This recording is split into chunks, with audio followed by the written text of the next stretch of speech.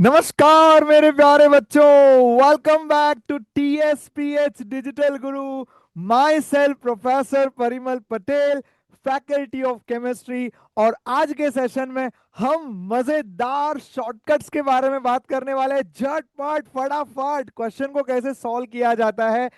Chemical bonding and molecular structure से पूछे गए जेडबलई मेंस के 2026 के क्वेश्चंस जो आपके लिए बहुत ही फायदेमंद होने वाले हैं फॉर योर अपकमिंग जेडबलई अटेम्प्ट, उसके बारे में चर्चा होगी। और साथ में जैसे मैंने कहा कि शॉर्टकट्स भी मैं आपको सिखाते जाऊंगा, तो अंत तक जरूर बने रहिए।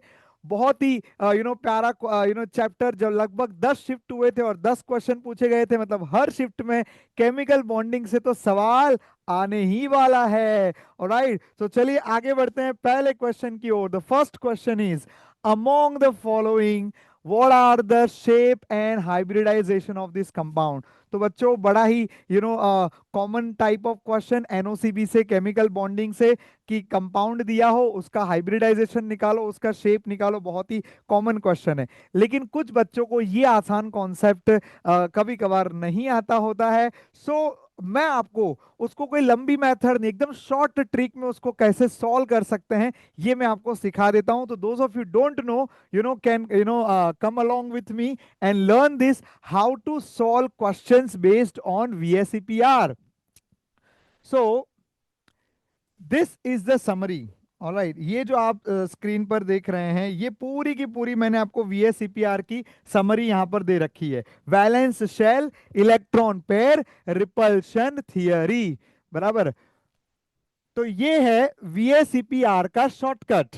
Eight the count of two, linear. At the count of three, trigonal. Planar. At the count of four, tetrahedral. At the count of five, trigonal. Bipyramidal. At the count of six, octahedral. I hope this helps. Okay, तो आप इसको है ना अच्छे से याद कर लीजिए। अगर ये आपको याद रहेगा, बराबर है, तो आप काफी सारे शेप चुटकियों में कर लेंगे। लेकिन सर, ये इलेक्ट्रॉन पेयर काउंट कैसे किए जाते हैं? सो इलेक्ट्रॉन पेयर काउंट करने के लिए ये शॉर्टकट फॉर्मूला आपकी मदद करेगा। फॉर्मूला है हाफ विमका।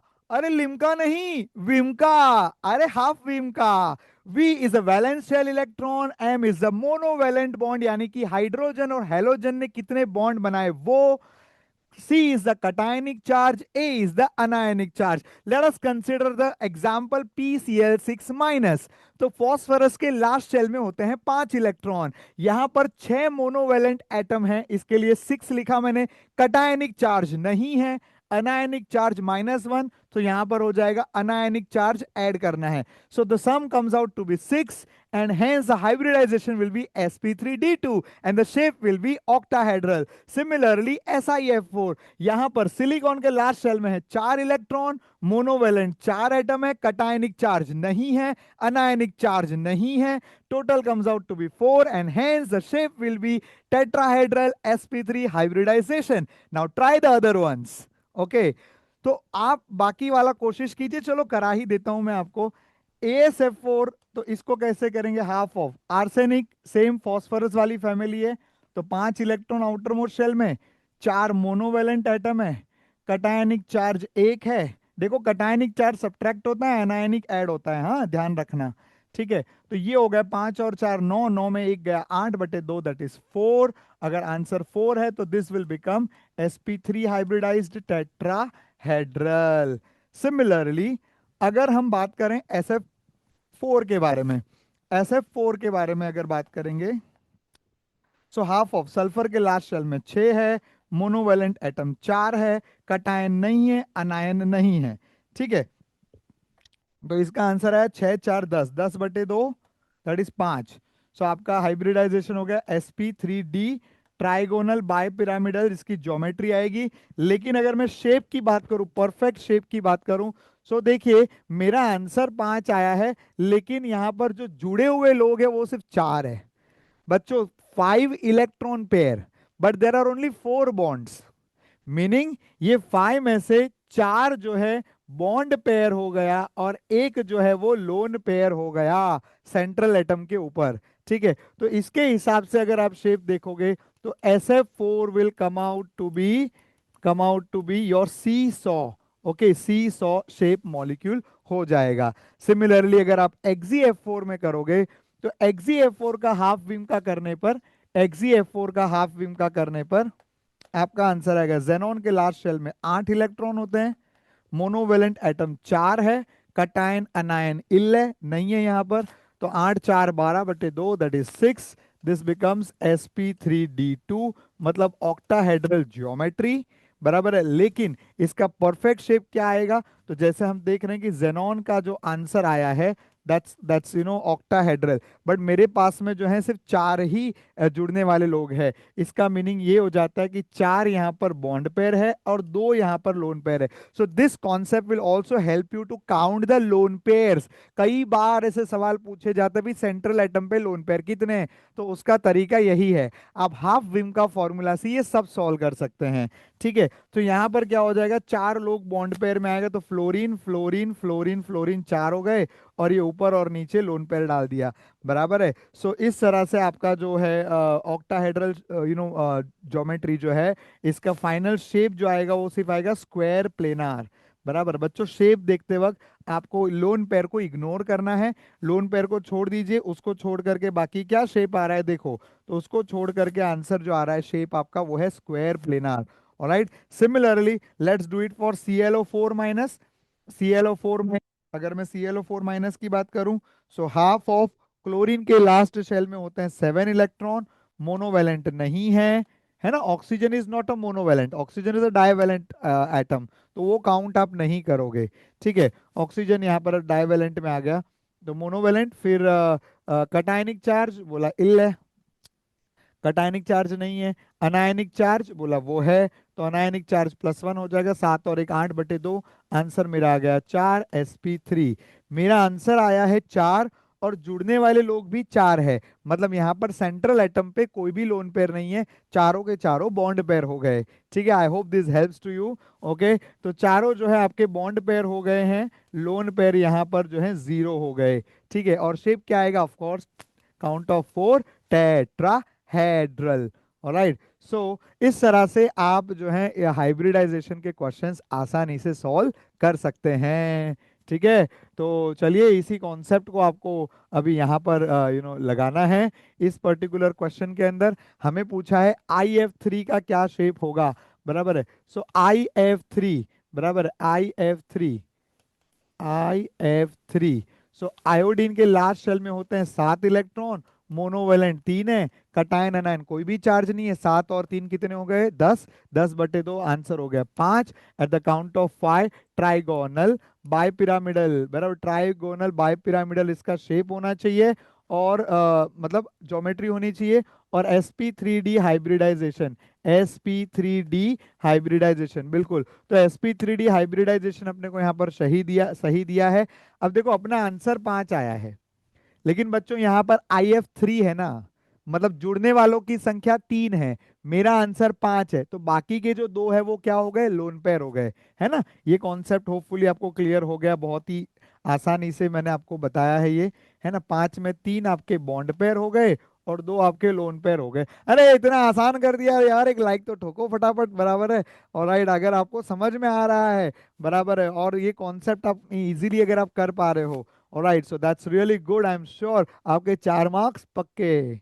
ऑलराइट, चलिए, तो 3 बॉन्ड पेयर और 2 लोन पेयर, तो eight the count of 5 trigonal bipyramidal shape आता है, लेकिन जुड़ने वालों की संख्या केवल 3 है, तो एक फ्लोरीन फ्लोरीन फ्लोरीन, ध्यान रहे जब भी ट्राइगोनल बाइपिरामिडल होता है तो लोन पेयर को प्लेन में रखा जाता है, ऑक्टाहेड्रल के अंदर लोन पेयर को एक्सिस में रखा जाता है, just for simple for you to remember. Alright, so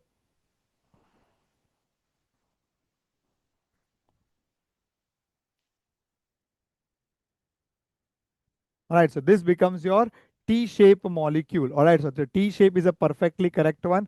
Then the next is IF5. IF5 is similar to BRF5. अभी बच्चों आप ट्राई कर सकते हैं, IF5 आप खुद से एक बार ट्राई कीजिए, आपका आंसर वही आएगा जैसा BRF5 का आता है।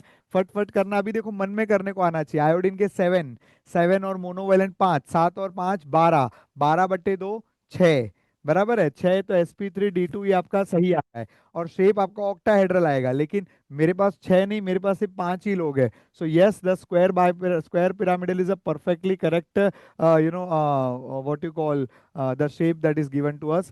सेम वे IF7 अगर आप करोगे तो उसमें काउंट ऑफ 7 आएगा, and count of 7 is pentagonal by pyramidal.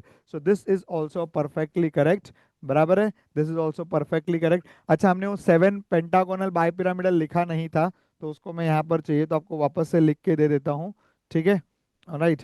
Here count of 7 रहेगा, तो that is pentagonal by pyramidal. Alright, the count of 2, linear. At the count of 3, trigonal, planar. At the count of 4, tetrahedral. At the count of 5, pentagonal, trigonal, bipyramidal. At the count of 6, octahedral. At the count of 7, pentagonal, bipyramidal. Okay, तो इस तरह से आप इसको जो है आसानी से याद कर सकते हैं। बहुत ही इजी और बहुत ही यूजफुल ट्रिक है ये। Alright, so let's go ahead and solve the next question. Alright, so ClO4 minus हमने अभी अभी किया था, उसका आंसर sp3 टेट्राहेड्रल आ रहा था, तो ये वाला गलत है। So A B and C are correct. अपने को पूछा क्या है, करेक्ट कॉम्बिनेशन। देखिए यहाँ रीड मत करना, यहाँ वो लोग कई बार बच्चे कंफ्यूज हो जाते हैं। ऊपर इनकरेक्ट बोला रहता है, यहाँ करेक्ट बोला रहता है, मतलब करना इनकरेक्ट ही होता है। ये तो ऐसा बोला है चूज द करेक्ट आंसर, तो कोई बावड़ा है कि जो इनकरेक्ट वाला आंसर चूज करेगा, है कि नहीं? बराबर, तो ये जो है थोड़ा अक्ल लगाओ, ऊपर से पढ़ने का क्या पूछा है।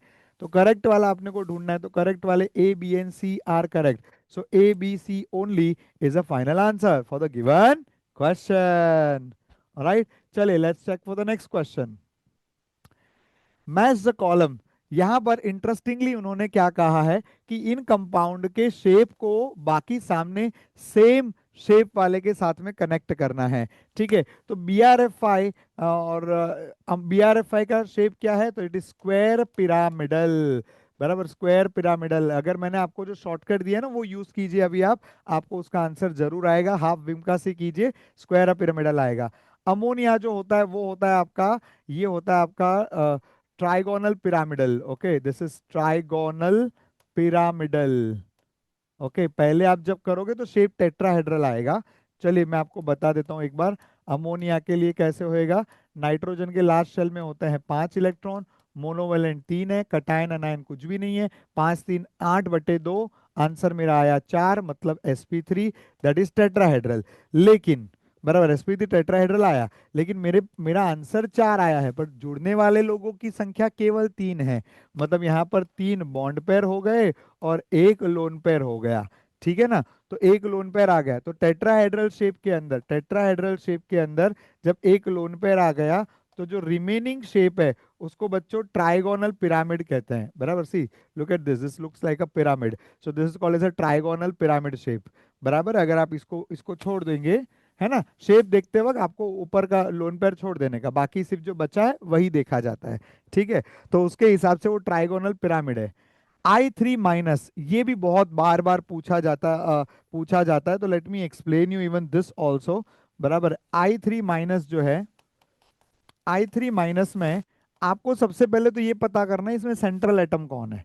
बराबर, तो 3 3 आयोडीन है, तो सेंट्रल एटम तो नजर नहीं आ रहा है, तो आयोडीन के अलावा तो और कोई है नहीं, तो आयोडीन ही सेंट्रल होगा। बराबर है, पर तीनों आयोडीन तो सेंट्रल नहीं हो सकते, सेंट्रल एटम कोई एक होता है। तो इसको आप आसानी पढ़े उसके लिए I3 को क्या मैं ऐसा लिख सकता हूँ, Ai2 माइनस लिख सकते हो सर। बस, तो आपके लिए अब गेम इजी है। आपको क्या करना है, सीधा फॉर्मूला लगा दीजिए, हाफ विम का। अरे लिम्का नहीं, विम का, हाफ विम का। ऑलराइट, सो आयोडीन के लास्ट शेल में होते हैं 7 इलेक्ट्रॉन, मोनोवेलेंट की संख्या 2 है। बराबर, कटायनिक चार्ज नहीं है, अनायनिक चार्ज 1 है। ठीक है, so what does that will give, 7 8 9 और एक 10, 10/2 5, दैट इज sp3d। बराबर है, और आपका इससे आप देखो आंसर 5 आया है, लेकिन जुड़ने वालों की संख्या केवल 2 है।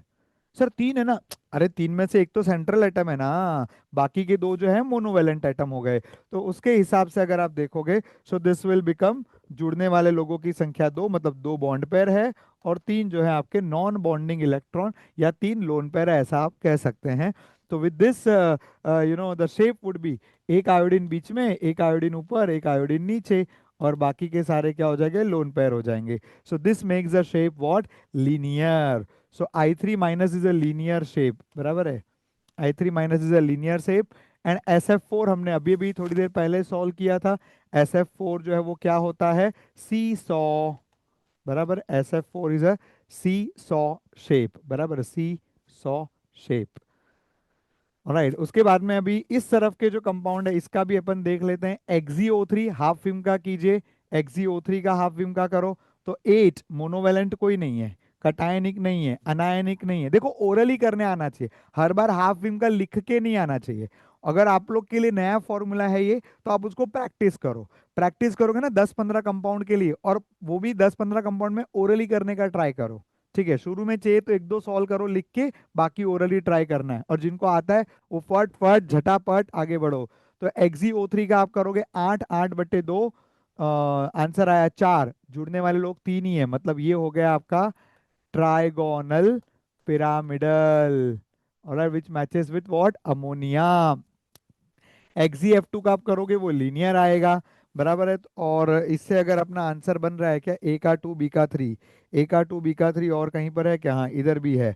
तो we have to check for this also. XeO2F2, अब XeO2F2 कैसे सॉल्व करेंगे, तो XeO2F2 का हाफ विम का कर लेते हैं, बराबर, कोशिश करो मन में करने का। जेनॉन के लास्ट शेल में कितने, 8, मोनोवेलेंट यहाँ पर सिर्फ 2 है सर, ऑक्सीजन भी तो, अरे बोला तो ऑक्सीजन नहीं लेने का। ऑलराइट, सो ऑक्सीजन यहाँ पर काउंटिंग में नहीं आएगा, सिर्फ फ्लोरीन आएगा। फ्लोरीन मतलब हेलोजन और हाइड्रोजन को छोड़ के और किसी को लेना नहीं है। ये सिंपल इसका शॉर्टकट है अभी के लिए। और भी उसमें चीजें होती है, but this will work for most of the cases. Alright, so 8 और 2 हो जाएंगे 10, 10/2 आंसर मेरा आएगा 5, क्योंकि कटायनिक अनायनिक कोई चार्ज इसके ऊपर नहीं है। अगर आंसर 5 है और जुड़ने वाले लोगों की संख्या 4 है ना, जुड़ने तो है ना, ऑक्सीजन जुड़ेगा तो सही, मोनोवेलेंट नहीं पर जुड़ेगा तो सही। सो 5 में से 4 हो गए बॉन्ड पेयर, एक हो गया लोन पेयर, बराबर। तो उसका शेप क्या आएगा, सी सॉ, बराबर, तो इसका शेप आएगा सी सॉ। और XeOF4, XeOF4 जो ऑफ कोर्स फिर एक ही यहाँ पर आपके पास बचा है, वो उसी के साथ में मैच होएगा। So with this, this would be the final answer for the given question. So ये क्वेश्चन में ना इस बार एनटीए ने थोड़ा सा लेंथ बढ़ा दिया।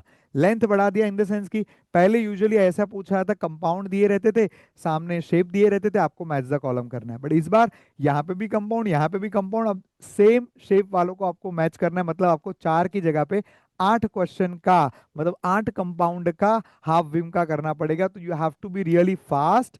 या आपको जो स्पेशल केसेस होते हैं जैसे SF4, I3 minus ammonia, BrFi, ये सब बहुत ही कॉमन केसेस है। तो इनके आपको जो है टिप ऑफ द टंग पे क्या कहते हैं उसके शेप जो है वो आने चाहिए। ओके, सो बच्चों देखिए ये वाला जो कॉन्सेप्ट है ना सबसे ज्यादा ट्रेंडिंग है, बहुत इजी है लेकिन बहुत ट्रेंडिंग है, इसके लिए इसको अच्छे से आप जरूर प्रैक्टिस कीजिएगा। ऑलराइट, चलिए आगे बढ़ते हैं नेक्स्ट क्वेश्चन पे।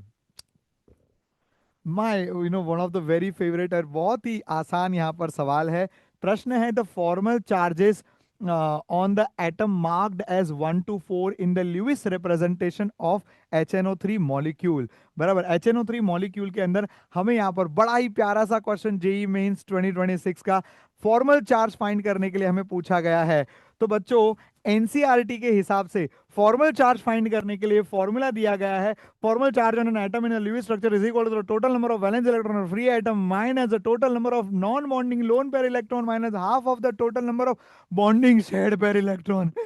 हे माँ माता जी, फॉर्मल चार्ज का इतना बड़ा formula is a waste of time. इसको हटाओ, बाबा के शॉर्टकट को बिठाओ। यहां पर देखिए इतना आसान फॉर्मूला है कि आप इसको फॉर्मल चार्ज को चुटकियों में सॉल्व कर लेंगे। फॉर्मूला है क्षमता को देखो, अगर किसी ने क्षमता के बराबर बॉन्ड बनाए तो formal charge is going to be 0। अगर क्षमता से अधिक बॉन्ड बनाए हैं तो फॉर्मल चार्ज विल बी +1। अगर क्षमता से कम बॉन्ड बनाए हैं then the formal charge is going to be -1. Come check this in the very beautiful example of ozone. Oxygen कितने बॉन्ड बनाता है, ऑक्सीजन की क्षमता क्या है, 2 बॉन्ड बनाना। क्या इस ऑक्सीजन ने 2 बॉन्ड बनाए तो इसका फॉर्मल चार्ज हो गया 0। ये ऑक्सीजन ने 3 बॉन्ड बनाए, मतलब क्षमता से अधिक बनाए, तो इसके ऊपर आ गया फॉर्मल चार्ज +1। इसने देखो सिर्फ एक बॉन्ड बनाया, मतलब क्षमता से कम बॉन्ड बनाया, तो इसका आ गया -1। Alright, with this now solve this question. Very easy, you all can see. इस ऑक्सीजन को दो बॉन्ड बनाने थे, इसने दो बॉन्ड बनाए हैं, तो इसका फॉर्मल चार्ज क्या हो गया? इसका फॉर्मल चार्ज हो गया 0। बराबर है। नाइट्रोजन कितने बॉन्ड बनाता है बच्चों? 3 बॉन्ड बनाता है। 3 बॉन्ड बनाने की जगह उसने 4 बना रखे हैं, तो उसका फॉर्मल चार्ज कितना हो गया? +1। इस ऑक्सीजन को दो बॉन्ड बनाने थे, उसने दो ही बॉन्ड बनाए हैं, तो इसका फॉर्मल चार्ज कितना हो गया? इसका फॉर्मल चार्ज हो गया अगेन 0। बराबर, इसका फॉर्मल चार्ज भी 0 हो गया। And how about this one, fourth वाला? यहां पर ऑक्सीजन ने केवल एक ही बॉन्ड बनाया, जबकि उसका बॉन्ड बनाने की क्षमता 2 थी, तो इसका मतलब इसके ऊपर फॉर्मल चार्ज आ गया -1। तो 0 + 1 0 -1, 0 + 1 0 -1 is here, and hence this would be the final answer for the given question. है ना आसान बच्चों? कितना मतलब, अगर आप वो वाकई में पूरा फॉर्मूला करके करोगे तो आपको सुबह से शाम हो जाएगा जेई पेपर में। Alright, so hence you have to use this simple formula. This is a shortcut. Okay, this is a shortcut for finding the formal charge. Do you want me to repeat it once again? I'll repeat it for you. Okay. Formal charge find करने का आसान सा shortcut formula बता देता हूं फिर से। क्षमता से यदि अधिक बॉन्ड बनाए जाते हैं तो +1 का फॉर्मल चार्ज आएगा, क्षमता से कम बॉन्ड बनेंगे तो -1 का चार्ज आएगा, क्षमता के बराबर बॉन्ड बनेंगे तो 0 फॉर्मल चार्ज आएगा। ऑलराइट, आप फिर से ओजोन या ऐसे और कोई मॉलिक्यूल भी आप अपने हिसाब से ट्राई कीजिए, उसके अंदर आपको जरूर फॉर्मल चार्ज जो है बड़ी आसानी से आप कर पाएंगे। ठीक है, तो चलिए आगे बढ़ते हैं नेक्स्ट क्वेश्चन की ओर।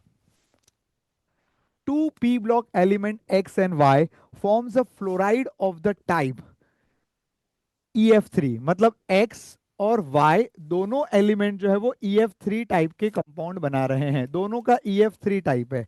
ठीक है, fluoride of the compound XF3 is Lewis acid, whereas the YF3 is a Lewis base। हमें पूछा है कि दोनों का हाइब्रिडाइजेशन क्या होना चाहिए ऑफ द सेंट्रल एटम। देखिए, ल्यूइस एसिड मतलब इलेक्ट्रॉन एक्सेप्टर। इलेक्ट्रॉन कौन एक्सेप्ट करेगा? जिसके पास खाली खोखे होते हैं, मतलब इसके पास में एम्प्टी पी ऑर्बिटल होना चाहिए, एम्प्टी पी ऑर्बिटल होना चाहिए। और लुईस बेस किसको कहते हैं? जिसके पास में लोन पेयर होता है। क्या होता है जिसके पास में? लोन पेयर होता है। ठीक है, लोन पेयर होता है। मतलब ये XeF3 की अगर आप बात करो तो XeF3 में एक खाली पी ऑर्बिटल है। रिमेंबर, खाली ऑर्बिटल कभी भी हाइब्रिडाइजेशन में पार्टिसिपेट नहीं करते। Empty orbital never participates in the hybridisation. मतलब इसने अपनी एक पी ऑर्बिटल को छोड़ दिया है। बच्चों मुझे बताओ कि हाँ, अगर sp3 हाइब्रिडाइजेशन है तो उसमें तो तीनों पी ऑर्बिटल यूज हो गई है। अगर एक पी ऑर्बिटल खाली है तो उसका मतलब क्या हुआ? एक पी ऑर्बिटल आपने छोड़ दिया है जिसको आपने यूज नहीं किया है। So this makes the compound sp2 hybridised. बराबर है। जबकि यहां पर अगर आप बात करो तो यहां पर कोई भी खाली खोखा कुछ भी नहीं है। लोन पेयर जो रहता है ना, मतलब वो पी ऑर्बिटल भरा हुआ है और वो बॉन्डिंग में पार्टिसिपेट किया है। मतलब in the sense, bonding in the sense hybridisation में पार्टिसिपेट किया है करके उसका हाइब्रिडाइजेशन हो गया sp3। बराबर। So this is one way to solve this question. Another simplest way मैं आपको बताता हूं। प्यारे बच्चों, अगर बात पी ब्लॉक की हो रही है तो पी ब्लॉक में ग्रुप 13 के एलिमेंट्स जो होते हैं, ग्रुप 13 के एलिमेंट्स वो आपके ल्यूइस एसिड बनाते हैं। जबकि ग्रुप 14 ना ल्यूइस एसिड होता है ना ल्यूइस बेस होता है। दैट इज बोलते हैं ना, प्रिसाइज है वो। ठीक है, let me summarise this for you, let me summarise this for you.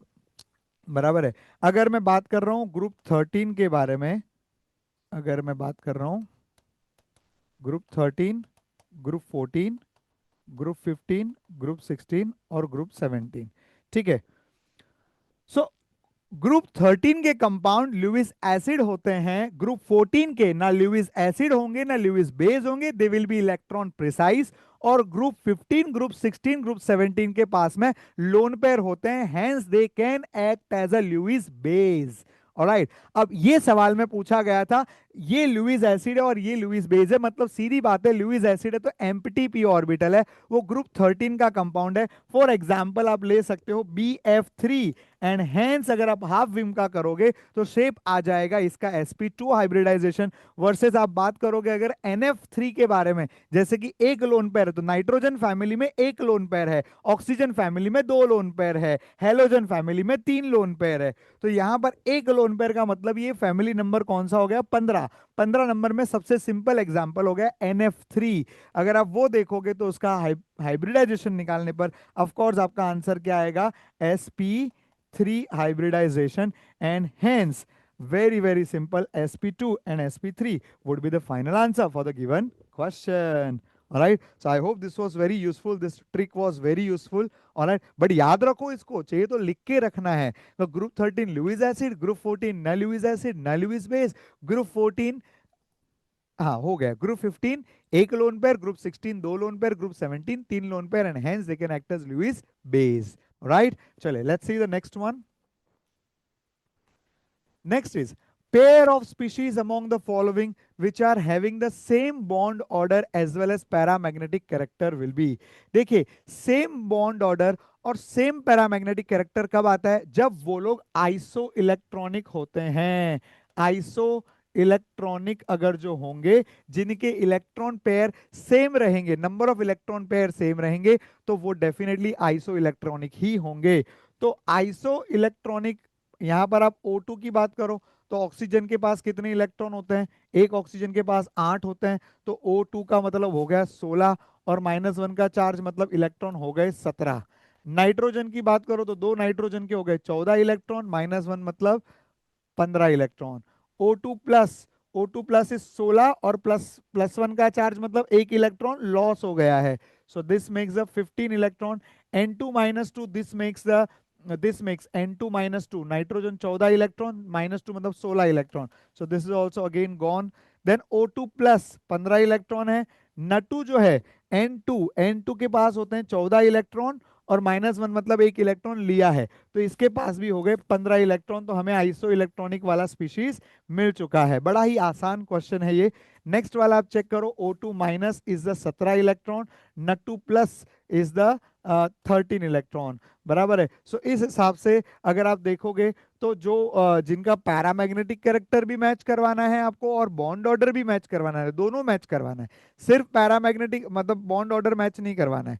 अब बॉन्ड ऑर्डर मैच कराने की बात करोगे, बॉन्ड ऑर्डर मैच कराने की बात करोगे तो आइसो इलेक्ट्रॉनिक होना जरूरी नहीं है, बराबर है। तो मैं आपको उसका भी एक टेबल करवा देता हूं अभी, बट अभी के लिए इस पर्टिकुलर क्वेश्चन में C would be the final answer for the given question. है ना आसान, बराबर है। एमओटी को भी मैं आपको एक शॉर्टकट में पढ़ा देता हूं, सो दैट आप एमओटी के रिलेटेड सारे क्वेश्चन बड़ी आसानी से कर सको। ऑलराइट, चलिए let's see the MOT shortcut. Alright, MOT का शॉर्टकट क्या है, तो बच्चों ये है एमओटी का शॉर्टकट, बराबर है। मॉलिक्यूलर ऑर्बिटल जानते हो ना, मॉलिक्यूलर ऑर्बिटल थियरी, एमओटी का शॉर्टकट बता रहा हूं। मॉलिक्यूलर ऑर्बिटल थियरी, अगर 14 इलेक्ट्रॉन है तो बॉन्ड ऑर्डर हमेशा 3 आएगा, 15 रहेगा तो 2.5, देन 2, देन 1.5, 1, 0.5 एंड 0, सेम वहां पर भी। तो आपके लिए बड़ा ही आसान है, सिर्फ इलेक्ट्रॉन गिन लो और आपको कोई एमओटी के ऑर्डर लिखने की जरूरत नहीं है, सिर्फ ये आपको ट्राइंगल दिमाग में रखना है, 14 electron is equal to bond order 3, फिर यहां से बॉन्ड ऑर्डर 0.5 से घटाते जाना है। अगर बात पैरामैग्नेटिज्म की है तो याद रखिए, ऑड इलेक्ट्रॉन मतलब ऑलवेज पैरामैग्नेटिक, इवन इलेक्ट्रॉन मतलब always diamagnetic, except 10 electron and 16 electron. जैसे बिट्टू के पास में होते हैं 10 इलेक्ट्रॉन और O2 के पास में होते हैं 16 इलेक्ट्रॉन, और दोनों ही पैरामैग्नेटिक स्पीशीज है। तो यदि आप ये टेबल याद रख लेते हैं तो एमओटी के क्वेश्चन आसानी से बन जाएंगे। Alright, so let's check out more questions based on the same MOT as well, जो आपके जेई मेंस 2026 में पूछे गए हो। ऑलराइट, चलिए Among H2S, H2O, NF3, NH3, Cl3, identify the molecule with the lowest dipole moment value. Alright, so यहाँ पर question हमें जो पूछा गया है that is on the dipole moment. प्यारे बच्चों, डाइपोल मोमेंट का क्वेश्चन जो है आपके शेप के बेसिस पर आप सॉल्व करते हैं. जिनकी नेट डाइपोल मोमेंट ज्यादा रहती है उसका ओवरऑल डाइपोल मतलब वही है कि आपको पूछा गया है कि अरेंज करना है. बराबर. Now commonly the question is between H2O and H2S, NF3 and NH3. बराबर है. अगर मैं बात करूं H2S और H2O के बारे में तो सल्फर और ऑक्सीजन में ऑक्सीजन ज्यादा इलेक्ट्रोनेगेटिव है. अगर ज्यादा इलेक्ट्रोनेगेटिव है तो उसकी डायपोल मोमेंट भी तो ज्यादा ही आएगी. सल्फर रिलेटिवली कम इलेक्ट्रोनेगेटिव है तो उसकी डायपोल मोमेंट जो है वो कम आती है. राइट. सो अगर आप H2S और H2O की बात करो तो H2O जो है वो ज्यादा डायपोल रखता है. वहीं पर NF3 और NH3 बड़ा ही स्पेसिफिक और स्पेशल केस आपका जो आपके एनसीईआरटी में बहुत अच्छे से डिस्कस किया गया है. Okay, let me summarise that simple concept here. बराबर. देखा जाए तो fluorine is more electronegative and hence this bond should be more polar. बराबर है. NH बॉन्ड के मुकाबले यहां पर पोलैरिटी ज्यादा है तो ओवरऑल डायपोल मोमेंट इसकी ज्यादा होनी चाहिए थी. बट ऑलवेज रिमेंबर, अमोनिया का dipole moment is more than NF3. क्यों? क्योंकि NF3 के अंदर डायपोल जो है ये वेक्टर क्वांटिटी होती है बच्चों. NF का डायपोल ये डायरेक्शन में है जबकि लोन पेयर का जो डायपोल है वो ऑलवेज टुवर्ड्स इलेक्ट्रॉन लिया जाता है. मतलब दीज आर डाइवर्जिंग. बराबर है. डाइवर्ज हो रहे ना, NF का उधर जा रहा है, दूसरे NF का उधर जा रहा है, तीसरा उधर जा रहा है और लोन पेयर उधर जा रहा है. सो दे आर डाइवर्जिंग. जबकि अगर आप अमोनिया की बात करो तो अमोनिया के अंदर ये डायपोल इस डायरेक्शन में होता है. नाइट्रोजन हाइड्रोजन में नाइट्रोजन ज्यादा नेगेटिव है तो इसका डायपोल यहां गया, इसका डायपोल भी यहां गया और ये डायपोल ऊपर गया. मतलब ये सारे के सारे कॉन्वर्ज हो रहे हैं और एक डाइवर्ज हो रहा है, एक कॉन्वर्ज हो रहा है. एंड हेंस यहां पर भले इंडिविजुअल कम था लेकिन सब मिल करके फाइनल आंसर जो वो अमोनिया का ज्यादा आता है और NF3 का कम आता है. ठीक है, that's a very beautiful case. बराबर. But now the question here is what, कि हमें ये आइडेंटिफाई करना है कि इनमें सबसे कम डायपोल मोमेंट किसकी होगी. तो अभी वैल्यू वाइज तो आप लोग को ये याद नहीं रहेगा and hence this question becomes very tricky. है वैसे आसान बट आपको एक ही फैमिली का अगर कंपैरिजन करना हो so that's a common thing. But ये अलग अलग कंपैरिजन थोड़ा सा एक हटके क्वेश्चन एनटी की तरफ से पूछा गया है. So these are the real values. हम H2S और H2O को कंपेयर कर रहे थे तो these are the value. NH3 NF3 को कंपेयर कर रहे थे तो दीज आर द वैल्यू. बराबर. और क्लोरोफॉर्म की वैल्यू यहाँ पर दी हुई है. So as I said the question is tricky, इसमें कोई दो राय नहीं है. But as per the data NF3 जो है इसकी डायपोल मोमेंट सबसे कम है. ऑलराइट. सो अगर आप यहाँ पर रिस्क ले सकते हैं कि हाँ ठीक है कि NF3 जो रहेगा उसमें डाइवर्जिंग डायपोल मोमेंट है एंड हेंस उसका डायपोल मोमेंट सबसे कम होगा तो आप उस क्वेश्चन को सॉल्व जरूर कर पाएंगे. ऑलराइट, जरूर कर पाएंगे. और उसके हिसाब से फिर अगर NF3 आपका फाइनल आंसर है, NF3, तो nitrogen is a central atom और पूछा गया है कि number of loan pair of electron present on the central atom will be. तो नाइट्रोजन के ऊपर एक लोन पेयर है. अगर ये नहीं आता हाफ विम का लगा सकते हो. नाइट्रोजन के लास्ट शेल में हो गए आपके 5 इलेक्ट्रॉन, मोनोवेलेंट 3 है, कटायन एनायन इल्ले नहीं है. 5 3 8/2 4, that makes it sp3 hybridisation. 4 में मेरे पास जुड़ने वाले लोग 3 है तो 3 बॉन्ड पेयर हो गए और एक लोन पेयर हो गया. तो इसके हिसाब से एक आंसर आ जाएगा. अच्छा ध्यान रखिएगा, कई बार ऐसा भी पूछते हैं टोटल लोन पेयर कितने हैं. तो फ्लोरीन के ऊपर है ना 3 3 लोन पेयर है. तो अगर फ्लोरीन के 3 लोन पेयर और ऐसे 3 फ्लोरीन तो 9 लोन पेयर वो भी हो जाएंगे. तो 9 + 1 the answer would become 10. But 10 answer कब आएगा? जब टोटल लोन पेयर पूछे हैं. हमें तो यहाँ पर सिर्फ पूछा है कि सेंट्रल एटम पे कितने लोन पेयर है. तो सेंट्रल एटम पे यहाँ पर एक ही लोन पेयर है. ठीक है. Alright. But as I said, let me repeat again, कि एक क्वेश्चन थोड़ा ट्रिकी बन जाता है अगर आपको एकदम कॉन्फिडेंटली ये बोलने नहीं आया कि हाँ ठीक है डाइवर्जिंग है तो इनका जो है सबसे कम रहेगा. ऑलराइट. सो अगर कह पाए तो the question becomes very very easy. बराबर है. Alright. So let's go for the next question. Identify the molecule with the maximum number of lone pair on the central atom using Lewis structure and choose the correct bond angle made by the central atom. Alright, so सबसे पहले आपको ये पता करना पड़ेगा कि भाई lone pair किसके पास सबसे ज्यादा है, और इसके लिए आपको सभी के स्ट्रक्चर्स आने चाहिए। तो HNO3 का जो स्ट्रक्चर होता है वो N double bond O OH और coordinate O, this is the structure of HNO3। Then you have H2SO4 S double bond O OH OH, बराबर है। देन यू हैव NF3 का स्ट्रक्चर होता है NFFF, नाइट्रोजन के पास में एक लोन पेयर है। And then you have ozone, that is O double bond O single bond O, ठीक है, there is one lone pair, यहाँ पर टू लोन पेयर। ऑक्सीजन के पास दो लोन पेयर होता था, एक कोऑर्डिनेट बॉन्ड की वजह से एक और lone pair. So these are the structures of the given compound. तो गिवन कंपाउंड के आपको स्ट्रक्चर पता हो तो आप बड़ी आसानी से कर पाओगे। इसमें कितने ऑक्सीजन है बच्चों, एक दो तीन, बराबर है। तो तीन ऑक्सीजन के कितने लोन पेयर हो गए टोटल, छह लोन पेयर हो गए। ऑलराइट, तो एक दो, दो लोन पेयर, यहाँ पर दो लोन पेयर, और यहाँ पर दो लोन पेयर, और एक इसने लोन पेयर यहाँ पर दिया है वो। अब देखो, ये लुईस इलेक्ट्रॉन डॉट स्ट्रक्चर से करना है ऐसा इन्होंने अपने को बोला है, बट आप सच में अगर स्ट्रक्चर बनाते बैठोगे तो that will take lot of your time. Okay, तो मेरा रिकमेंडेशन सिंपल है, बराबर। लोन पेयर किसके पास में है ये अगर आपको मालूम है तो आप सिंपली टोटल आराम से निकाल सकते हो। जैसे मान लीजिए HNO3 में नाइट्रोजन के पास में एक लोन पेयर होता है, बराबर, नाइट्रोजन के पास में एक लोन पेयर होता है, ऑक्सीजन के पास में दो लोन पेयर होते हैं। ऐसे कितने ऑक्सीजन है बच्चों, तीन ऑक्सीजन है, तो तीन ऑक्सीजन के छह लोन पेयर और नाइट्रोजन का एक lone pair. So that makes HNO3 के पास में टोटल लोन पेयर कितने हो गए, सेवन लोन पेयर इलेक्ट्रॉन हो गए, बराबर है। लोन पेयर ऑफ इलेक्ट्रॉन इसके पास सेवन हो गए। आपको चाहिए तो स्ट्रक्चर से काउंट करो, और चाहिए तो आप डायरेक्ट फॉर्मूले से करो। अब H2SO4 की अगर आप बात करें तो H2SO4 में सल्फर जो सेंट्रल एटम है, लेकिन सेंट्रल एटम ने इस बार एक दो तीन चार पांच इतने सारे बॉन्ड बना लिए, तो अब इसके पास में लोन पेयर बचे नहीं है, उसने ऑलरेडी उसको बॉन्डिंग में यूज कर लिया है। सो ऑक्सीजन ही है जिसके पास में लोन पेयर होंगे। तो यहाँ पर हो गए आठ lone pair of electron in the sulphuric acid. Then you have NF3। NF3 के अंदर हमने अभी अभी किया था, नाइट्रोजन के पास में एक लोन पेयर होता है। और अगर फ्लोरीन की बात करें तो उसके पास तीन लोन पेयर होते थे, तीन तीन छह, तीन नौ, और एक 10। सो this makes a 10 loan pair of electron. मुझे लग रहा है यही सबसे ज्यादा होना चाहिए। यहाँ पर आठ लोन पेयर है, यहाँ पर 10 लोन पेयर है, और यहाँ पर दिख ही रहा है 10 तो नहीं है भाई, तीन ऑक्सीजन के सब मिला करके 6 लोन पेयर हो गए।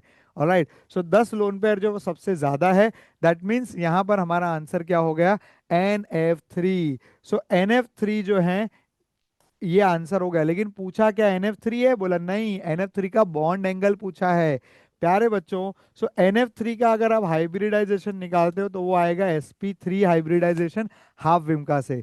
उसके हिसाब से इसका बॉन्ड एंगल 109 होना चाहिए था, बट ऑफ कोर्स क्योंकि नाइट्रोजन के पास में एक लोन पेयर है तो बॉन्ड एंगल जो है वो 109 रहेगा, कि 109 से कम हो जाएगा, बोला 109 से कम हो जाएगा। तो 109 से जब ये कम हो जाएगा, मीनिंग क्या हो गया, फ्लोरीन फ्लोरीन फ्लोरीन का बॉन्ड एंगल जो है घट जाएगा यहाँ पर। ओके, तो 109 से घट करके 107 भी हो सकता है, 102 भी हो सकता है। देखो अभी आपके पास में दो दो ऑप्शन है, बराबर, दो दो ऑप्शन है। तो आपको यहाँ पर अब समझना पड़ेगा कि जो जितना यहाँ पर जुड़े हुए एलिमेंट की इलेक्ट्रोनेगेटिविटी ज्यादा होती है, बॉन्ड एंगल उतना दब जाता है। अब अगर मैं बात करूं अमोनिया के बारे में, ऑलराइट, अमोनिया के बारे में, तो अमोनिया एंड ये दोनों डिट्टो सेम है, दोनों सेम है, NH3 और NF3 दोनों का हाइब्रिडाइजेशन वगैरह सब कुछ सेम है। अब अमोनिया का बॉन्ड एंगल सभी बच्चों को याद होता है कि 109 से घटकर वो 107 हो गया था। क्या अभी आपको ये सोचना है कि फ्लोरीन जो है वो हाइड्रोजन से भी ज्यादा इलेक्ट्रोनेगेटिव है? Obviously yes.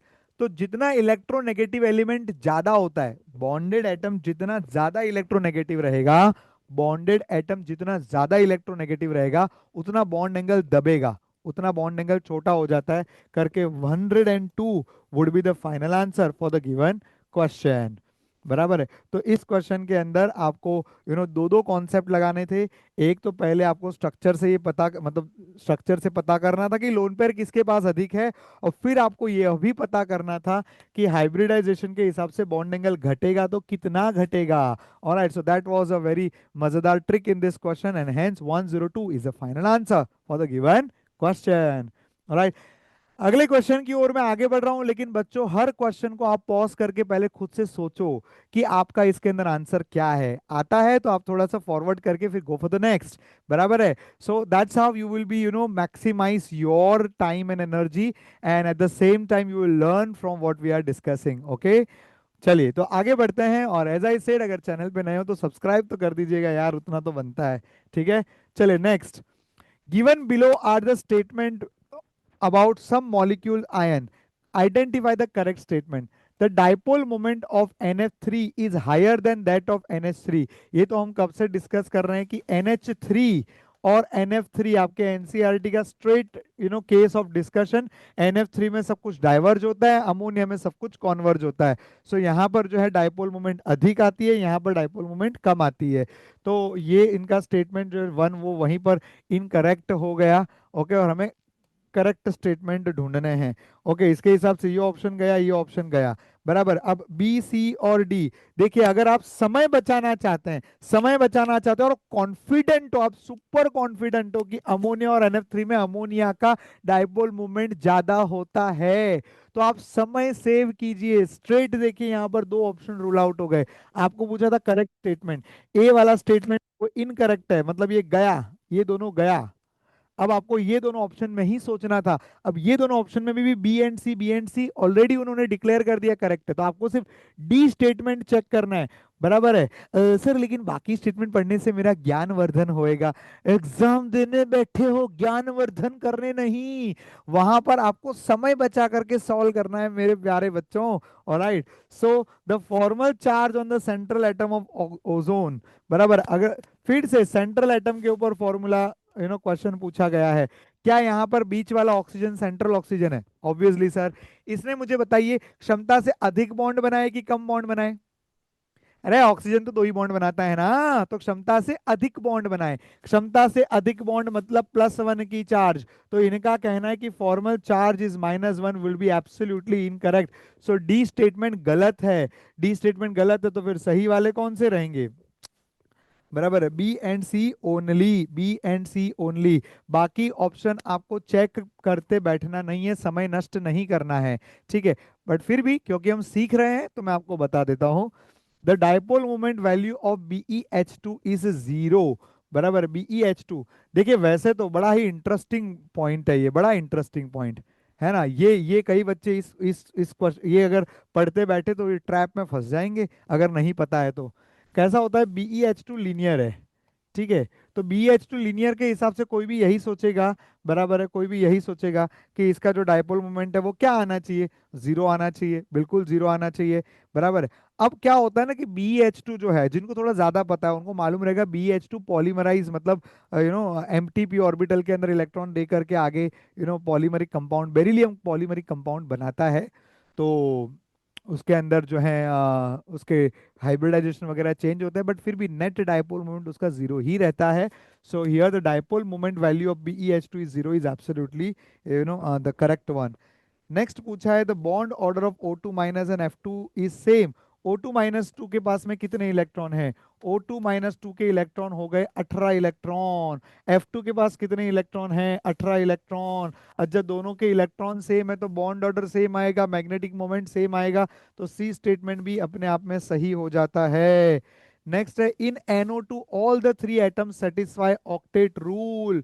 No no no no no, always remember, octet rule के अंदर, ऑक्टेट रूल के अंदर आपने पढ़े थे odd electron molecules. Okay, octet rule में हमने क्या पढ़ा है? ऑड इलेक्ट्रॉन मॉलिक्यूल्स प्यारे बच्चों।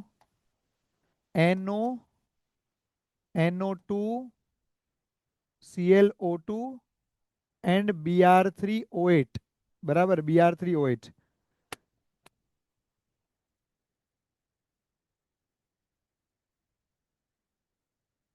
बराबर है, ये आपके ऑड इलेक्ट्रॉन मॉलिक्यूल है।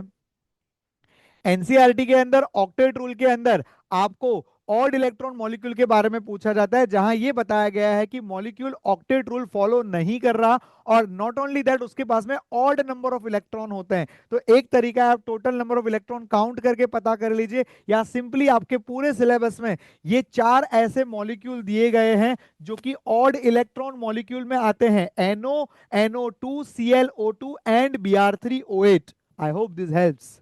ओके, तो इनको आप नोट डाउन करके रखिए, ऐसा नहीं कि खाली सुन लिया आपने, इसको नोट डाउन करके रखना है कि हाँ ये 4 ऐसे मॉलिक्यूल है जो कि ऑड इलेक्ट्रॉन मॉलिक्यूल की कैटेगरी में आते हैं।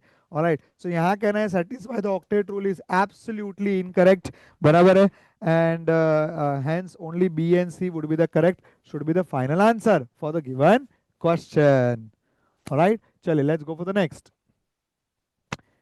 In this question, it is asked the number of species among BF4 minus SiF4, XeF4 and SF4 that have unequal EF bond length is 2। मतलब इन सभी के अंदर दो ऐसे चपड़गंजू हैं जिनकी EF बॉन्ड लेंथ इक्वल नहीं है। ऑलराइट, तो देखिए, अगर आप इसमें SiF4 और XeF4 को जानते हो तो ये काफी सिमेट्रिक शेप है। SiF4 जो है वो आपका टेट्राहेड्रल शेप आएगा, जिसके अंदर SiF, F, F, F, ये सारे के सारे बॉन्ड आपके इक्वल होते हैं।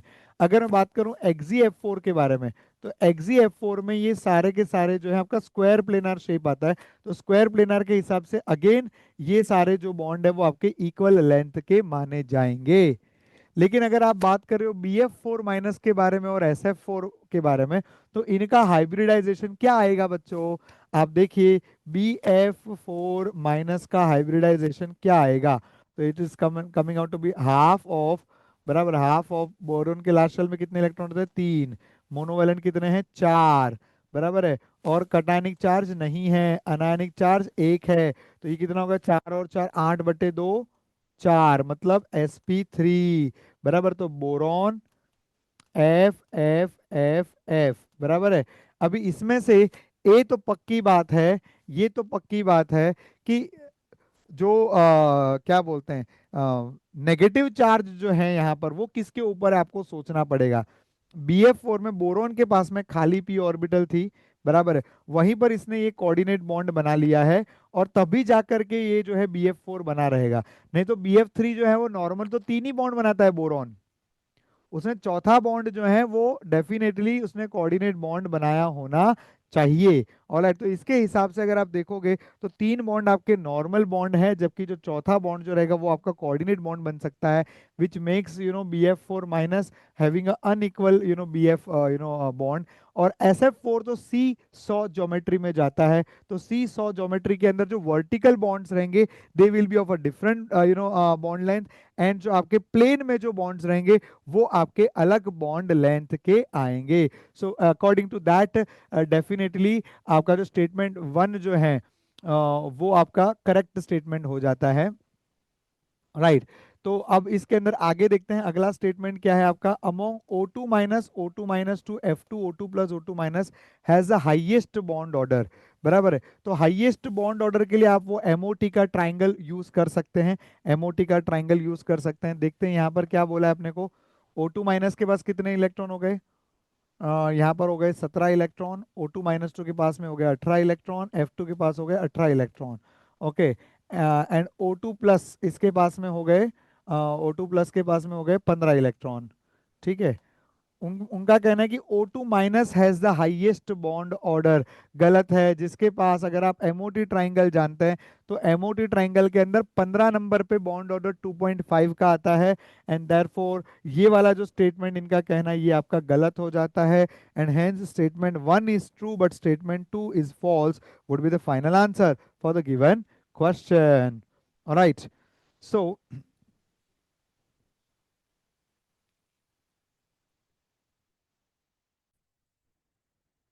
all right, so I was just anticipating the same, this is my mistake students।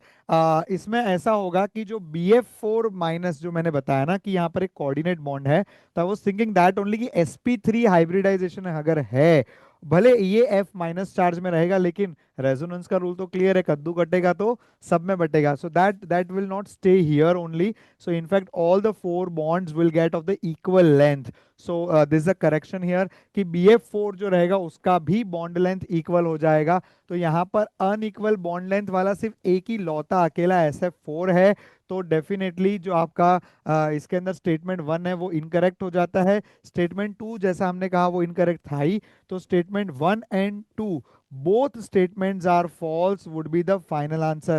This would be the final answer for the given question. All right, so I repeat once again, BF4 minus is tetrahedral, but that minus charge will get distributed evenly due to resonance, and hence you can say that the compound is having only one compound is having unequal bond length. All right, चलिए let's check out the next one.